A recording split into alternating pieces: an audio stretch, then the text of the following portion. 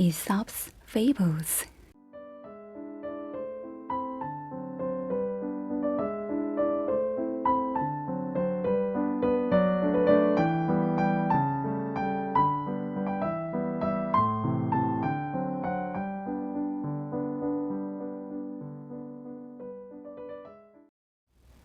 The Fox and the Goat. A fox one day fell into a deep well and could find no means of escape. A goat, overcome with thirst, came to the same well and, seeing the fox, inquired if the water was good.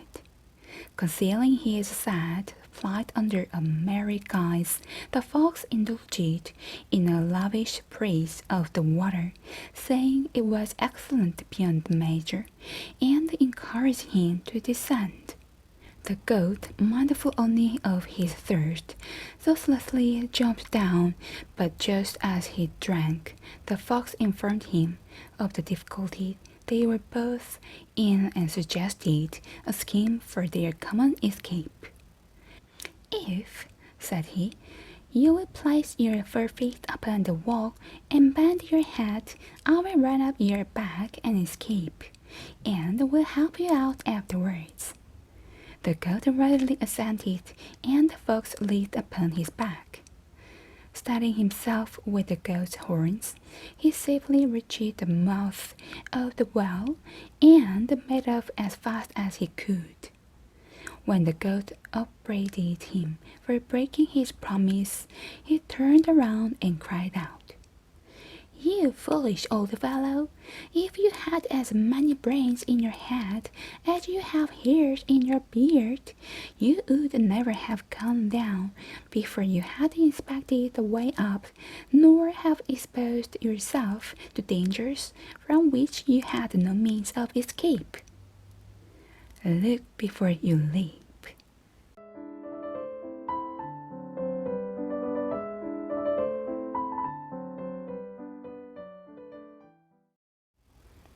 The Bear and the Two Travelers. Two men were traveling together when a bear suddenly met them on their path. One of them climbed up quickly into a tree and concealed himself in the branches. The other, thinking that he must be attacked, fell flat on the ground, and when the bear came up and felt him with his snout, and smelt him all over, he held his breath and feigned the appearance of death as much as he could.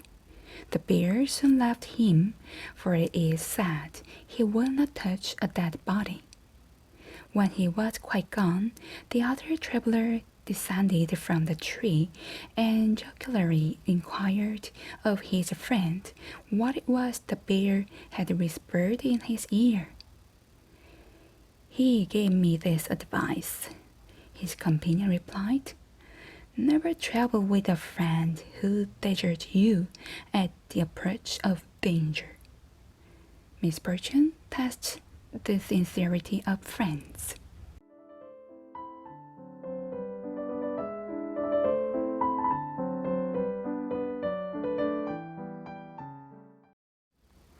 The North Wind and the Sun.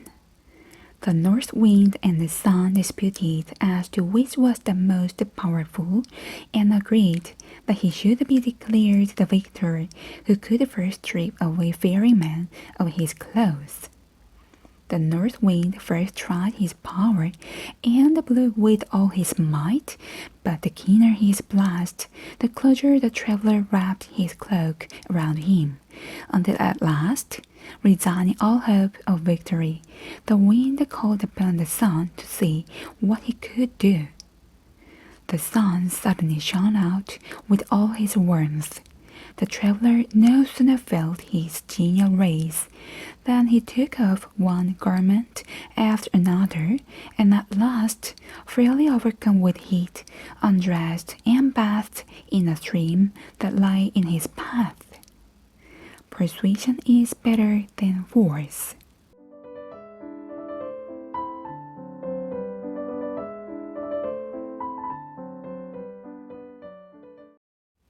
The Town Mouse and the Country Mouse.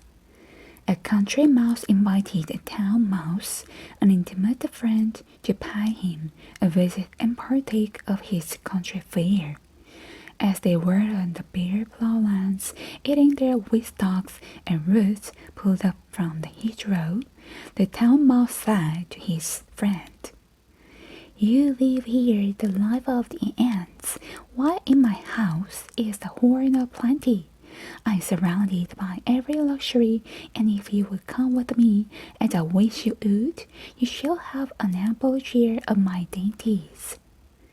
The country mouse was easily persuaded and returned to town with his friend. On his arrival, the town mouse placed before him bread, barley, beans, dried figs, honey, raisins, and last of all, brought a dainty piece of cheese from a basket. The country mouse, being much delighted at the sight of such good cheer, expressed his satisfaction in warm terms and lamented his own hard fate. Just as they were beginning to eat, someone opened the door, and they both ran off squeaking as fast as they could to a hole so narrow that two could only find room in it by squeezing. They had scarcely begun their repast again when someone else entered to take something out of a cupboard. Whereupon the two mice, more frightened than before, ran away and hid themselves. At last, the country mouse, almost famished, said to his friend, "Although you have prepared for me so dainty a feast, I must leave you to enjoy it by yourself. It is surrounded by too many dangers to please me. I prefer my bare plowlands and the roots from the hedgerow, where I can live in safety and without fear."